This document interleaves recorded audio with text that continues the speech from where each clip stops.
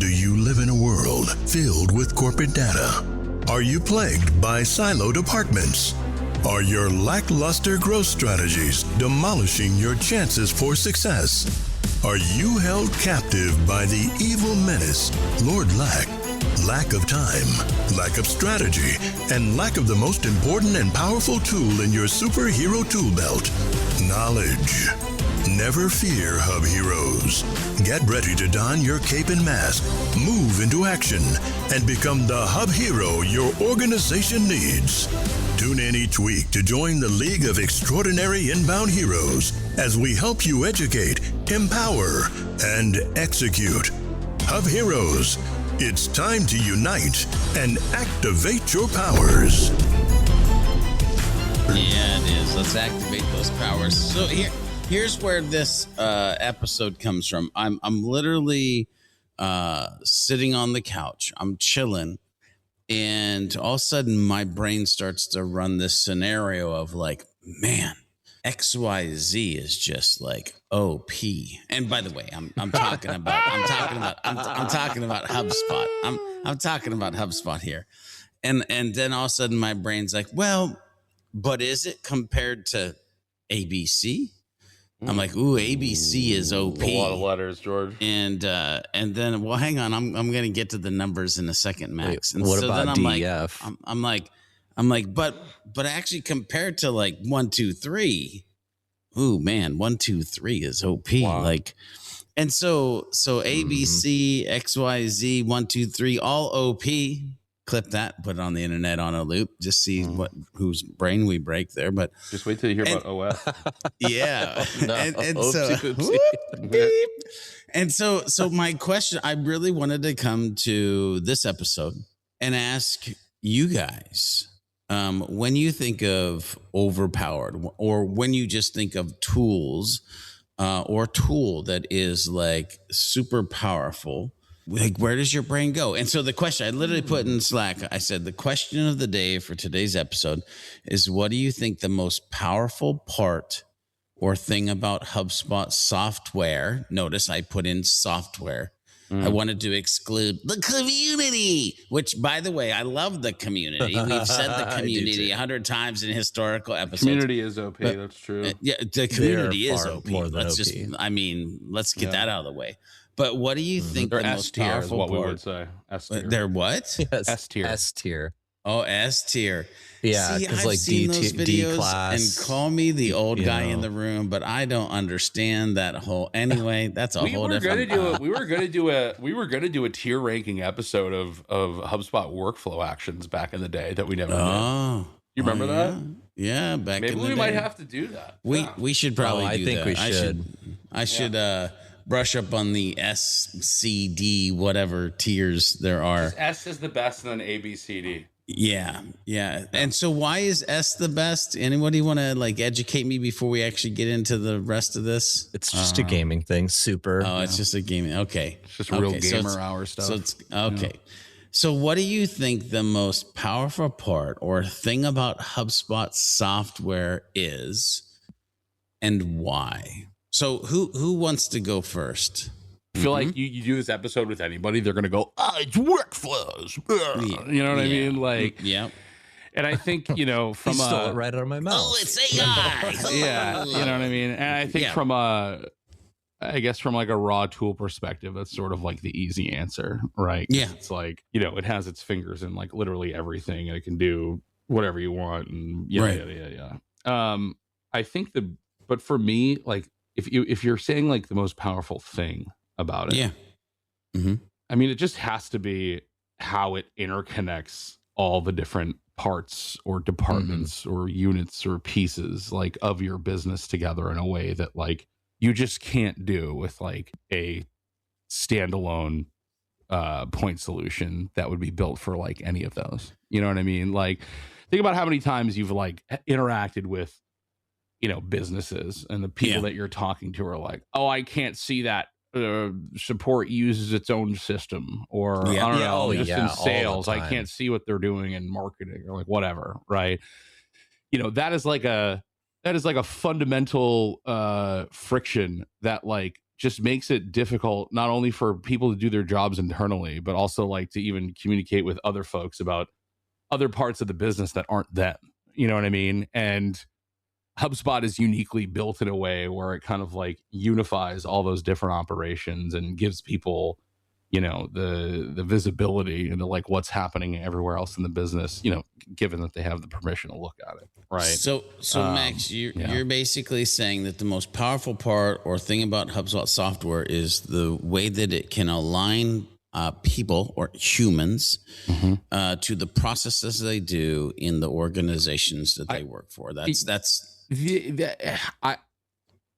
think the way I would frame it up is I still think to this day, there isn't another piece of software that gives a really, really, really, really good experience to all three parts of that, of like a generally, like, you know, I would say 3 parts of business: marketing, sales, and support. Everyone has their own or service. Everyone has their own like versions of what that is.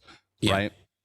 But I don't think there's another piece of software out there that gives a better experience for all 3 of those people or 3 of those teams to like work inside of it and have it not feel just like a tacked on like add-on, you know what I mean? Not gimmicky, right? Like real usage. Like you could use it for just one of those things if you wanted to. So let's drill down into that for a second.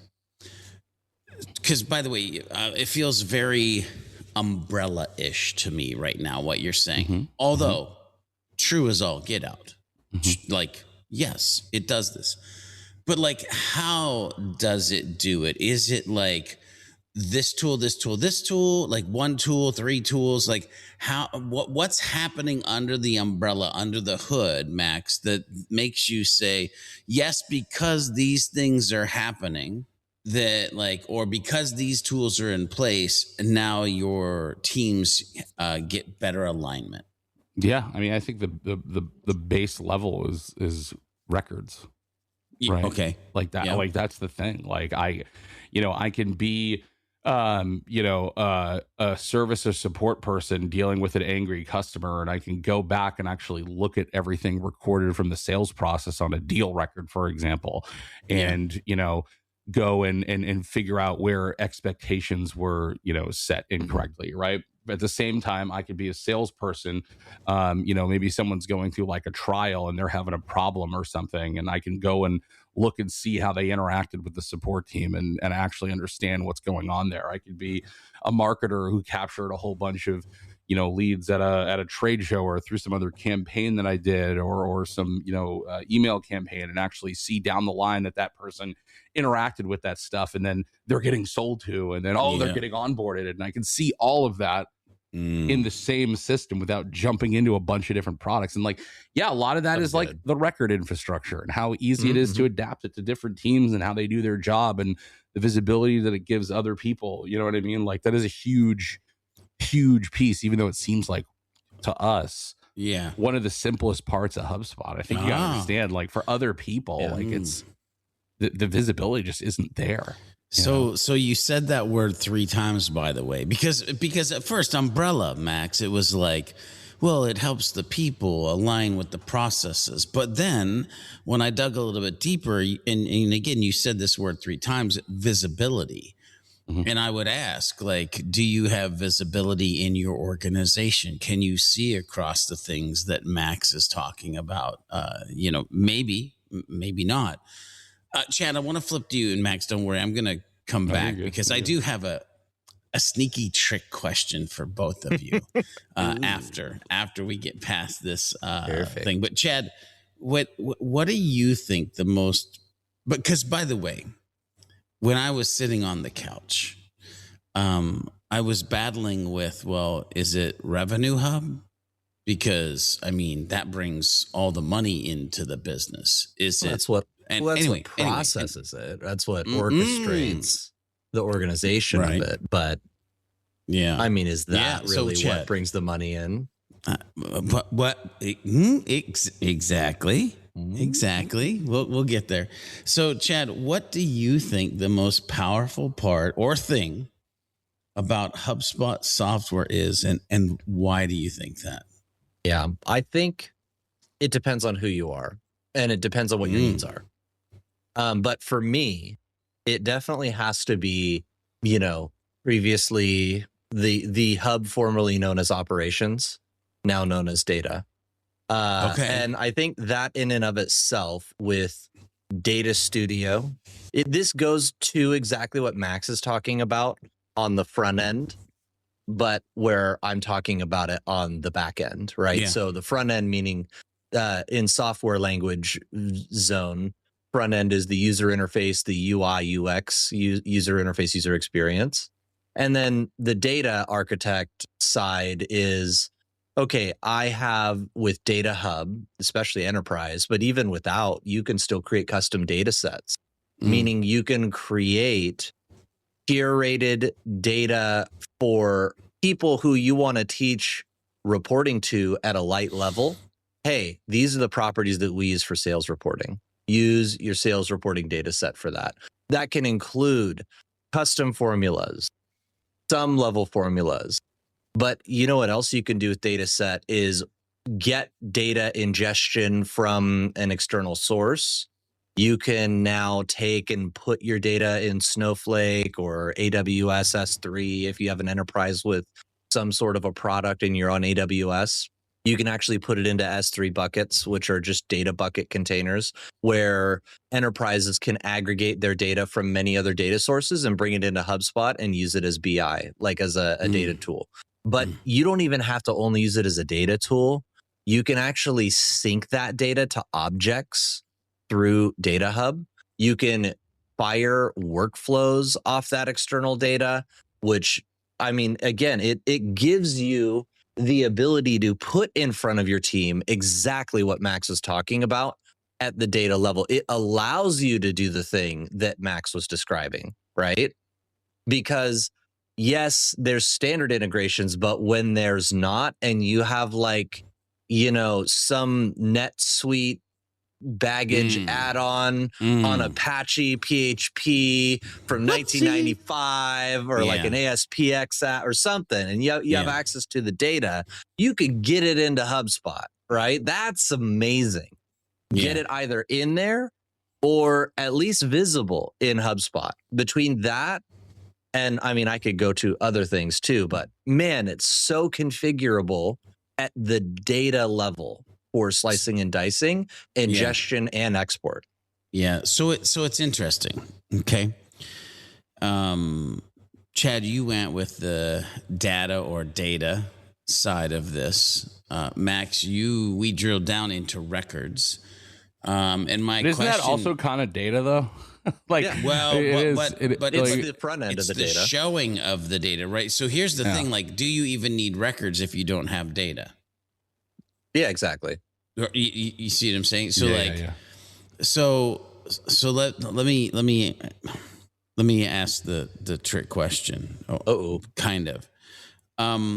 One, Max, how long do you think it would take you to vibe code the record system that HubSpot gives you?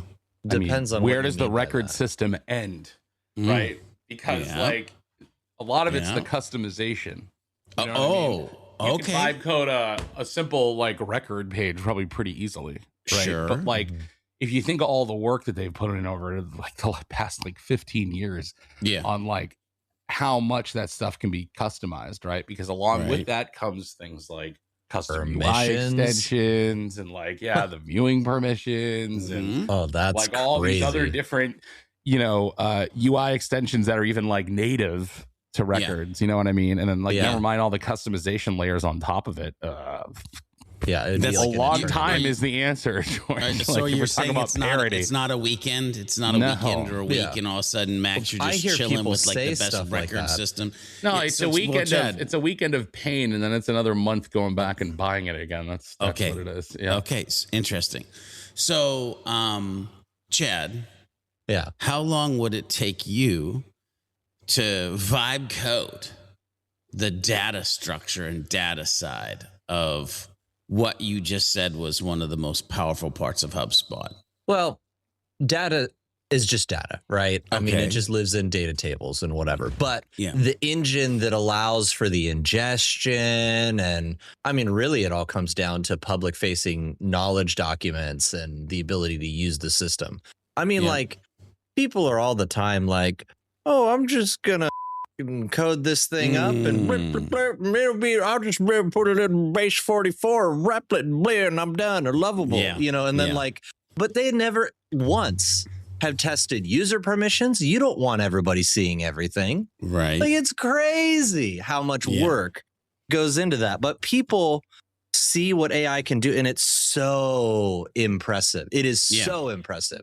Yeah. But at the same time, it just cannot get to the point where like it could autonomously, really in an efficient way and as fast as it can stub something out that's really impressive, actually get working a fully permissioned data hub backend that plugs into your, you know, lovable front end or whatever, or your replit front end. I mean, they're good, don't get me wrong, but like, I mean, you basically would get stuck at a point where you would take your prototype that it's stubbed out, and then try and add permission layers on top of it, and it'd probably just completely blow chunks immediately.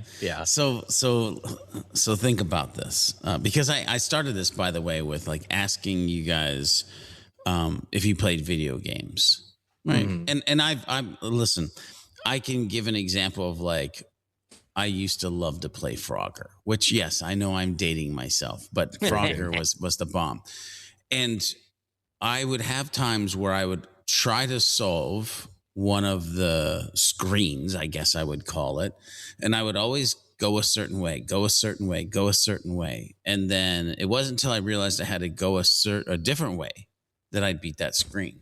And I know you guys play more complex games, but have you ever been like on a quest, and then you decide to do a side quest, but you realized that side quest wasn't actually the thing that you should have been focused on? You should have just been focused on the main. Talk to me about the side quest versus the main quest. And because of this idea of data and structure, and this idea of records and visibility, what is the main quest that the players of HubSpot, the HubSpot users, should be focused on right now in 2026 and beyond? I think a lot of them are on side quests.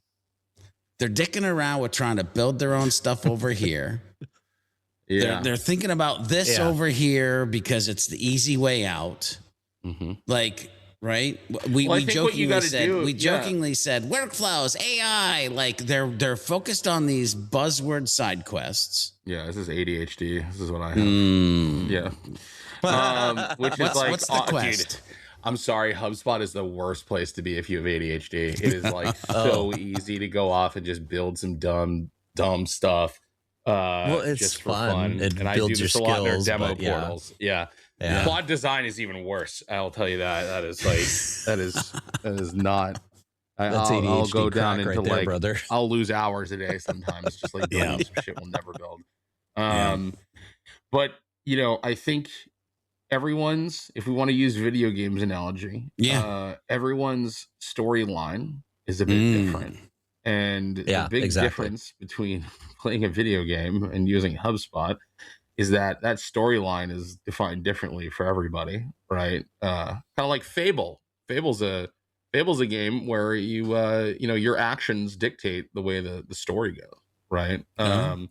Or some more open-ended games like there's a lot of games. I play like a lot of simulator games, and there's a lot of games where like there is no defined storyline, and you have to kind of figure it out what you want to do on your own, right? And I think the same thing goes for every single business is going to have different goals and challenges and things that they're trying to accomplish with HubSpot, and you got to figure out what that main storyline is, right? Before you figure out what your quest line may be, right? Because that's going to define it. And how storyline? I gotta go do a dad side quest here. Give me 1 second. So Chad, it's interesting because Max just said something about you have to find out what your story quest is. You've worked for like different organizations, How do you think an organization figures out their storyline around HubSpot? Because I think for a lot of years, it was just like you get HubSpot and you do these things and everybody does those things. But I don't think we live in that world anymore. So how, like, talk me through where your brain goes kind of thinking about that. Yeah. Well, I mean, every time I'm working with a new organization, it always ends up being discovering what they're currently doing, what stuff needs brought out of an external process into HubSpot, what stuff is too much work to bring in because there's lower hanging fruit, and prioritizing, what you can focus on that's going to be the lowest effort, highest reward when it comes to actually producing something really useful for the team. Right. Yeah. So it's discovery. It really is like making sure that, at least from like a RevOps or a go-to-market perspective, like really understanding who the key players are, but also not just what the people who are kind of in charge of those areas want. You really also need to understand truly what the users are currently doing, and making sure that you're aligning with that too, because the actual end users in HubSpot can end up on all kinds of, spreadsheet side quests. And they're always reluctant to give up their spreadsheet side quests, even though more than ever before, the HubSpot record editor is column filterable like a spreadsheet, and is even cooler because you can drop in associated object with data table information in the dropdown. That's really awesome. I mean, so there's so many really amazing things that we can do now that we've never really been able to do, right? Yeah, so it's interesting you use this word discovery. And by the way, I position this on purpose of when you work with a new organization, or you've worked with organizations. Chad, Max, I still remember, again, dating myself, when Mario came out and I was playing Mario, and I would discover ooh, you can go down this pipe, but you can't go down that one. Or, ooh, if I hit this block, I get a superpower. You got to flip all the switches first, Yeah, that's the thing. Here's my question to you. I understand that there's a discovery session when you first start working with an organization, but how many organizations do you think have a continual discovery process where each month or each quarter or something, they're trying to discover the newest things that they need to know about what they should be doing in their storyline or their quest? Where they should go to discover the new stuff. Sometimes you don't know what you don't know. You guys got real